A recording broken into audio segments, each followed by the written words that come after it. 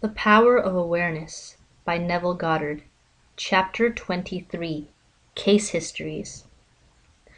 It will be extremely helpful at this point to cite a number of specific examples of the successful application of this law. Actual case histories are given. In each of these, the problem is clearly defined, and the way imagination was used to attain the required state of consciousness is fully described. In each of these instances, the author of this book was either personally concerned or was told the facts by the person involved. Case History 1. This is a story with every detail of which I am personally familiar. In the spring of 1943, a recently drafted soldier was stationed in a large army camp in Louisiana. He was intensely eager to get out of the army, but only in an entirely honorable way. The only way he could do this was to apply for a discharge. The application then required the approval of his commanding officer to become effective. Based on Army regulations, the decision of the commanding officer was final and could not be appealed. The soldier, following all the necessary procedure, applied for a discharge. Within 4 hours, this application was returned, marked disapproved. Convinced he could not appeal the decision to any higher authority, military or civilian, he turned within, to his own consciousness, determined to rely on the law of assumption. The soldier realized that his consciousness was the only reality, that his particular state of consciousness determined the events he would encounter. That night, in the interval between getting into bed and falling asleep, he concentrated on consciously using the law of assumption. In imagination, he felt himself to be in his own apartment in New York City. He visualized his apartment. That is, in his mind's eye, he actually saw his own apartment, mentally picturing each one of the familiar rooms with all the furnishings vividly real. With this picture clearly visualized and lying flat on his back, he completely relaxed physically. In this way, he induced a state bordering on sleep, at the same time retaining control of the direction of his attention. When his body was completely immobilized, he assumed that he was in his own room and felt himself to be lying in his own bed, a very different feeling from that of lying on an army cot. In imagination, he rose from the bed, walked from room to room, touching various pieces of furniture. He then went to the window and with his hands resting on the sill, looked out on the street on which his apartment faced. So vivid was all this in his imagination that he saw in detail the pavement, the railings, the trees, and the familiar red brick of the building on the opposite side of the street. He then returned to his bed and felt himself drifting off to sleep. He knew that it was most important in the successful use of the law that at the actual point of falling asleep, his consciousness be filled with the assumption that he was already what he wanted to be. All that he did in imagination was based on the assumption that he was no longer in the army.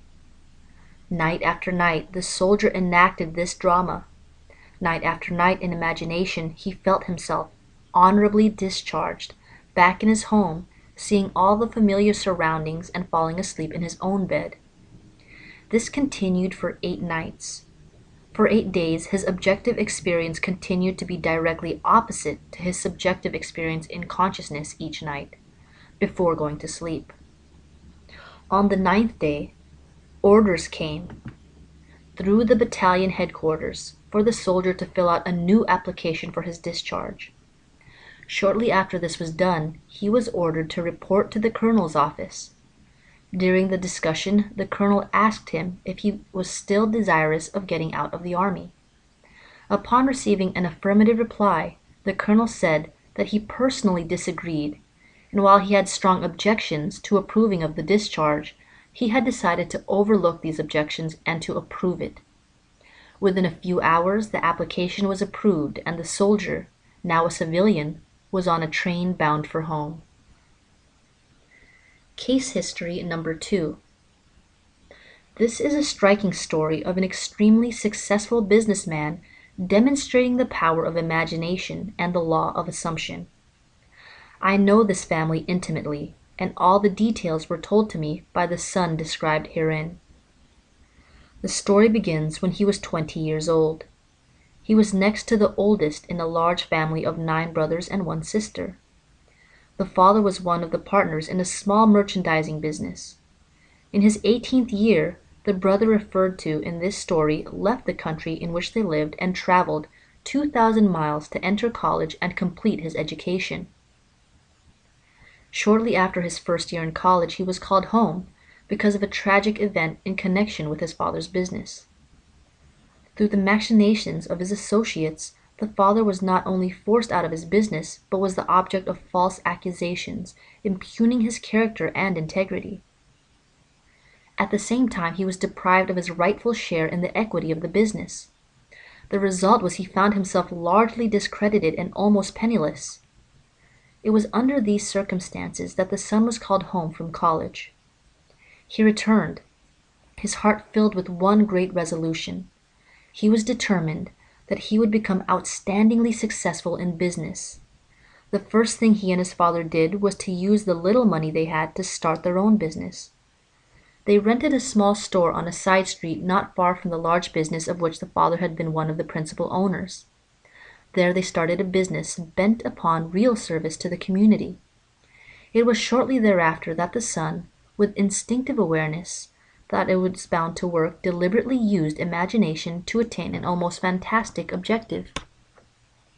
Every day on the way to and from work, he passed the building of his father's former business, the biggest business of its kind in the country. It was one of the largest buildings, with the most prominent location in the heart of the city. On the outside of the building was a huge sign, on which the name of the firm was painted in large, bold letters. Day after day, as he passed by, a great dream took shape in his son's mind. He thought of how wonderful it would be if it was in his family that had this great building, his family that owned and operated this great business. One day, as he stood gazing at the building, in his imagination, he saw a completely different name on the huge sign across the entrance. Now the large letters spelled out his family name. In these case histories, actual names are not used. For the sake of clarity in this story, we will use hypothetical names and assume that the son's family name was Goddard. Where the sign read F.N. Moth & Co., in imagination, he actually saw the name, letter by letter, J.N. Goddard & Sons. He remained looking at the sign with his eyes wide open, imagining that it read J.N. Goddard & Sons. Twice a day, week after week, month after month, for 2 years, he saw his family name over the front of that building. He was convinced that if he felt strongly enough that a thing was true, it was bound to be the case, and by seeing in imagination his family name on the sign, which implied that they owned the business, he became convinced that one day they would own it. During this period, he told only one person what he was doing. He confided in his mother, who with loving concern tried to discourage him in order to protect him from what might be a great disappointment. Despite this, he persisted day after day. 2 years later, the large company failed and the coveted building was up for sale. On the day of the sale, he seemed no nearer ownership than he had been 2 years before, when he began to apply the law of assumption. During this period, they had worked hard and their customers had implicit confidence in them. However, they had not earned anything like the amount of money required for the purchase of the property, nor did they have any source from which they could borrow the necessary capital. Making even more remote their chance of getting it was the fact that this was regarded as the most desirable property in the city, and a number of wealthy business people were prepared to buy it. On the actual day of sale, to their complete surprise, a man, almost a total stranger, came into their shop and offered to buy the property for them. Due to some unusual conditions involved in this transaction, the son's family could not even make a bid for the property. They thought the man was joking, However, this was not the case. The man explained that he had watched them for some time, admired their ability, believed in their integrity, and that supplying the capital for them to go into business on a large scale was an extremely sound investment for him. That very day the property was theirs. What the son had persisted in seeing in his imagination was now a reality. The hunch of the stranger was more than justified. Today, this family owns not only the particular business referred to, but owns many of the largest industries in the country in which they live. The son, seeing his family name over the entrance of this great building long before it was actually there, was using exactly the technique that produces results. By assuming the feeling that he already had what he desired, by making this a vivid reality in his imagination, by determined persistence, regardless of appearance or circumstance, he inevitably caused his dream to become a reality. Case History 3. This is the story of a very unexpected result of an interview with the lady who came to consult me. One afternoon, a young grandmother, a businesswoman in New York, came to see me. She brought along her 9-year-old grandson, who was visiting her from his home in Pennsylvania. In response to her questions, I explained the law of assumption, describing in detail the procedure to be followed in attaining an objective. The boy sat quietly, apparently absorbed in a small toy truck, while I explained to the grandmother the method of assuming the state of consciousness that would be hers were her desire already fulfilled. I told her the story of the soldier in camp who each night fell asleep, imagining himself to be in his own bed in his own home. When the boy and his grandmother were leaving, he looked up at me with great excitement and said, "I know what I want, and now I know how to get it." Surprised, I asked him what it was he wanted. He told me he had his heart set on a puppy. To this the grandmother vigorously protested, telling the boy that it had been made clear repeatedly that he could not have a dog under any circumstances, that his father and mother would not allow it, that the boy was too young to care for it properly, and furthermore, the father had a deep dislike for dogs. He actually hated to have one around. All these were arguments the boy, passionately desirous of having a dog, refused to understand. "Now I know what to do," he said. "Every night, just as I'm going off to sleep, I'm going to pretend that I have a dog and we are going for a walk." "No," said the grandmother, "that is not what Mr. Neville means. This was not meant for you. You cannot have a dog." Approximately 6 weeks later, the grandmother told me what was to her an astonishing story. The boy's desire to own a dog was so intense that he had absorbed all that I had told his grandmother of how to attain one's desire, and he believed implicitly that at last he knew how to get a dog. Putting this belief into practice, for many nights the boy imagined a dog was lying in his bed beside him. In imagination he petted the dog, actually feeling its fur. Things like playing with the dog and taking it for a walk filled his mind. Within a few weeks it happened. A newspaper in the city in which the boy lived organized a special program in connection with Kindness to Animals Week. All school children were requested to write an essay on why I would like to own a dog. After entries from all the schools were submitted and judged, the winner of the contest was announced. The very same boy who weeks before in my apartment in New York had told me, "Now I know how to get a dog," was the winner. In an elaborate ceremony, which was publicized with stories and pictures in the newspaper, the boy was awarded a beautiful collie puppy. In relating the story, the grandmother told me that if the boy had been given the money with which to buy a dog, the parents would have refused to do so and would have used it to buy a bond for the boy or put it in the savings bank for him. Furthermore, if someone had made the boy a gift of a dog, they would have refused it or given it away.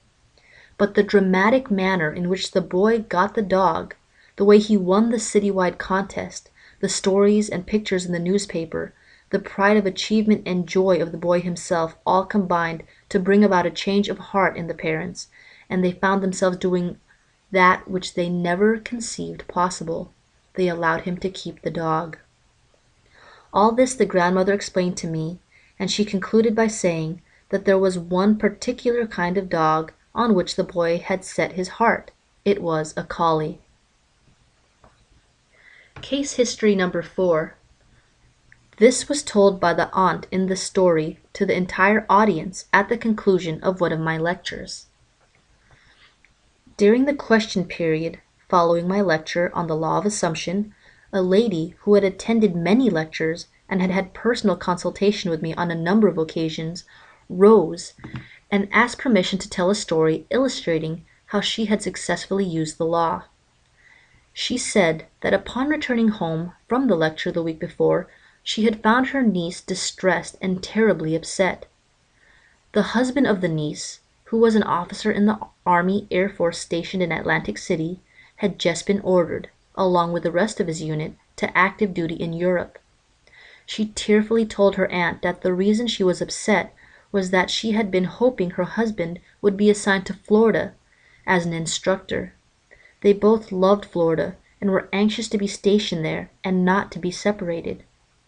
Upon hearing this story, the aunt stated that there was only one thing to do, and that was to apply immediately the law of assumption.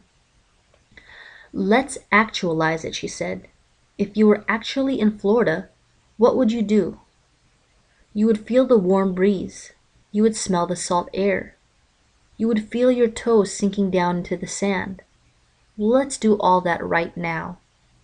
They took off their shoes, and turning out the lights, in imagination, they felt themselves actually in Florida, feeling the warm breeze, smelling the sea air, pushing their toes into the sand.